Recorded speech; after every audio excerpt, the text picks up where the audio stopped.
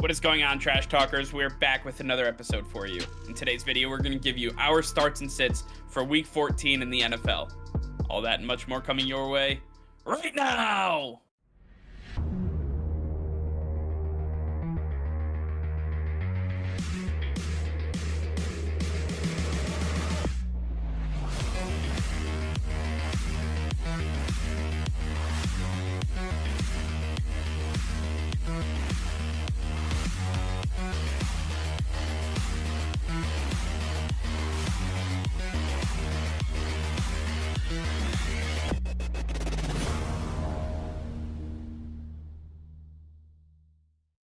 Hey Trash Talkers, over 85% of you are still not subscribed to the channel. Please be sure to hit that red subscribe button and turn on notifications, as it will help us create more daily content for you. Thank you and enjoy today's video. Alright Nick, we have some really big time matchups coming up today, and I want to get started with our starts and sits so everybody can get their fantasy lineup situated. Nick, why don't you get us started off with the quarterback position? Which quarterbacks are you planning to start and which quarterbacks are you planning to sit today?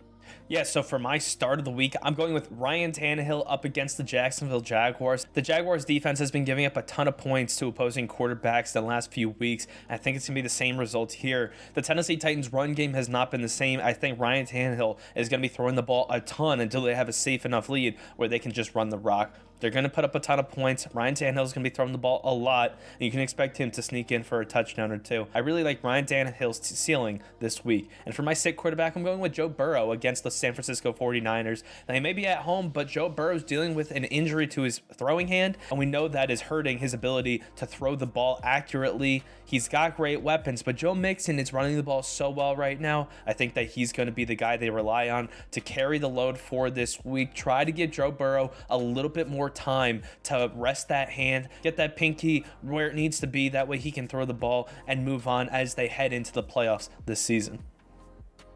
For my start quarterback, I'm going with Derek Carr against the Kansas City Chiefs. I think that Derek Carr and this Las Vegas Raiders offense is going to have to put up an insane amount of points to keep up with the Kansas City Chiefs. And insane means 30 or more. I think at the end of the day, if there's anybody that can do it, it's the Las Vegas Raiders. When the AFC West teams play each other, besides the Broncos, you just kind of throw records out the window, because these teams, they absolutely come after each other with everything they have. And we see time and time again, especially when the Raiders are playing the Chiefs in Kansas City, they like to score a lot of points. I'm sticking with Derek Carr as my start this week. For my sit, though, I'm going with Lamar Jackson at Cleveland. Lamar Jackson struggled mightily against the Pittsburgh Steelers defense last week. Well, now he's got the Cleveland Browns for the second time in 2 weeks, and guess what? The Cleveland Browns are coming off of a bye week where they already saw Lamar, then went on bye, and then they see Lamar again. So they are coming very well prepared. The Cleveland Browns defense has prepared for one team for the last 3 weeks. It's not going to look pretty for Lamar Jackson and the Baltimore Ravens offense. I'm going to sit Lamar, and I'm finding somebody else to start this week. And for our running backs, my start of the week is going to be Javonte Williams up against the Detroit Lions. The Denver Broncos are fighting for a playoff spot right now, and they're looking to get an easy W, look to get out of this game without any injuries, and they should have a fairly easy time to do it. The Detroit Lions don't have a very strong run defense, and when you look at the running game for the Denver Broncos, it's stronger than ever now that Javonte Williams has full control of that backfield. He's breaking more tackles than any other running back, and he's going to get massive, big chunk yardage plays that are going to add up in fantasy this week. I like Javonte Williams' high ceiling against the Detroit Lions. And for my sit running back, I'm going with Nick Chubb against the Baltimore Ravens. You don't like Lamar Jackson in this matchup. Nick Chubb just had 8 carries for 16 yards a week ago. Now he gets to face the Baltimore Ravens defense once again. They don't have Marlon Humphrey, but that doesn't really affect Nick Chubb because the front seven of the Baltimore defense is the same. Patrick Queen has been lighting them up, and I think it's going to be the same thing. The offensive line for the Cleveland Browns was not a big issue. Conklin was gone in that game, and they still had to play without him. They're going to have to do the same here. I just don't think Nick Chubb is going to be able to have any success against a team that knows him so well. I'm sitting Nick Chubb this week, even though of how big a name he is. For my starting running back, I'm going with Josh Jacobs. I'm pairing him with Derek Carr because I think a lot of Derek Carr's targets are going to come in the running game. And with no Kenyon Drake to work with, it's the Josh Jacobs show in Las Vegas. I think right now, Josh Jacobs is going to not only be the beneficiary in the ground game, but he's also going to have plenty of target share to go along with hopefully a healthy Darren Waller. And whoever you want to throw at wide receiver, whether it be Deshaun Jackson or Bryan Edwards. I like Josh Jacobs. I think he's going to play a vital role in this game, and I think he's going to see a lot of targets in both the run and the pass game.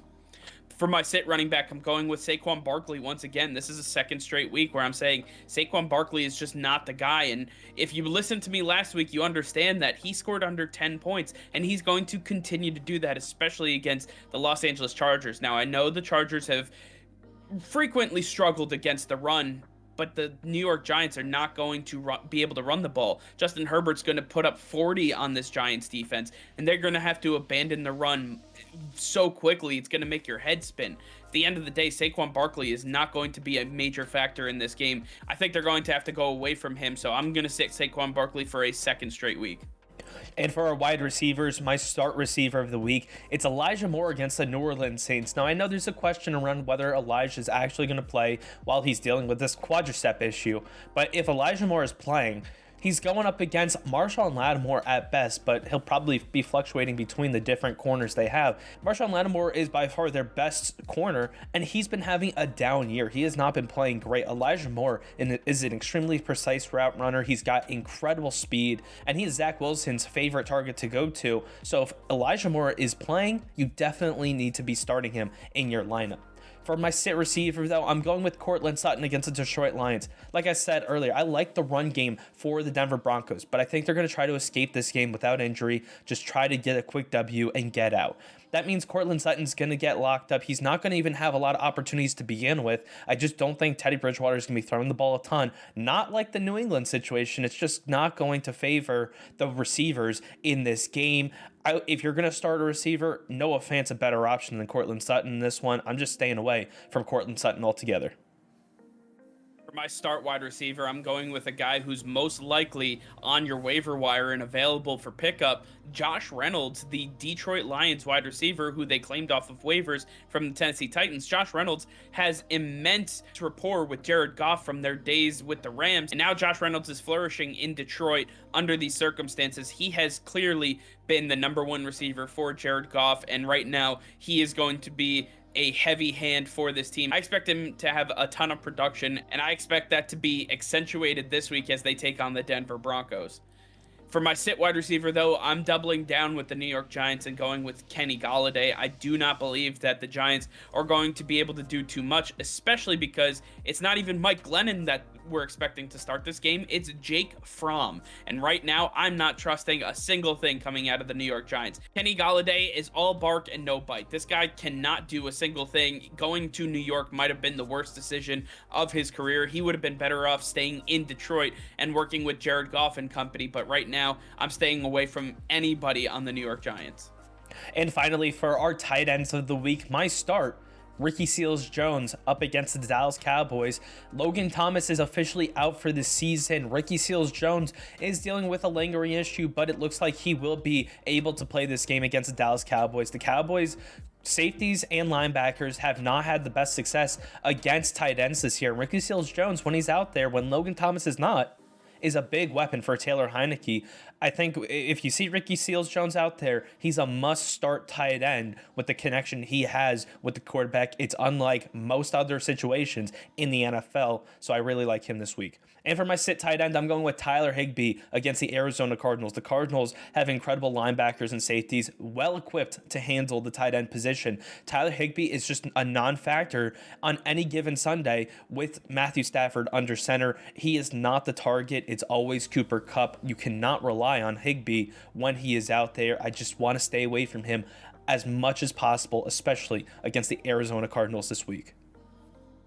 For my start tight end, I'm going with Dawson Knox. Dawson Knox is one of those guys that has really proven himself to be a top-end tight end, especially with Josh Allen throwing the ball. He seems to be the guy that is always underneath. He is the hot route. He is the safety guy for Josh Allen in this Bills offense. normally a running back, but they choose the tight end. So Dawson Knox will be the beneficiary of a lot of quick throws that are going to be coming his way as Jason Pierre-Paul and Vita Vea and Shaq Barrett and all of these guys end up coming after Josh Allen early and often. I expect Dawson Knox to be targeted quite a bit. I think he's going to have a really big production day. If the Bills have any chance of survival in this game, it's going to be because of Stephon Diggs and Dawson Knox. For my sit tight end, though, I'm going with Gerald Everett. Gerald Everett taking on the Houston Texans with the Seattle Seahawks, but he cost the Seattle Seahawks so many opportunities last week. It's hard to trust him, and he is going to be a nightmare for this team moving forward. He is not the player they signed in free agency. He's not the player that they wanted, and right now, Russell Wilson is not going to be able to trust him. I'm not trusting Gerald Everett on my fantasy team. I know tight end is so up and down week to week, but at the end of the day, I'm going to have to go with somebody that I think has a little more proven quality, and that is not Gerald Everett. I'm going to stay far away from him. All right, well, I want to hear from you guys. Let us know in the comments down below if you have any fantasy lineup questions. Any last-minute questions you have for us, feel free to let us know in the comments down below, or hit us up on Twitter at @trashtalk_media. That is where we'll be. Let us know if we can do anything for you. All right, well, that's going to be all for now. Thank you all for watching. Be sure to like this video and subscribe to the channel if you haven't already. Hit that notification bell. We go live every single day. That'll be all. Peace and love.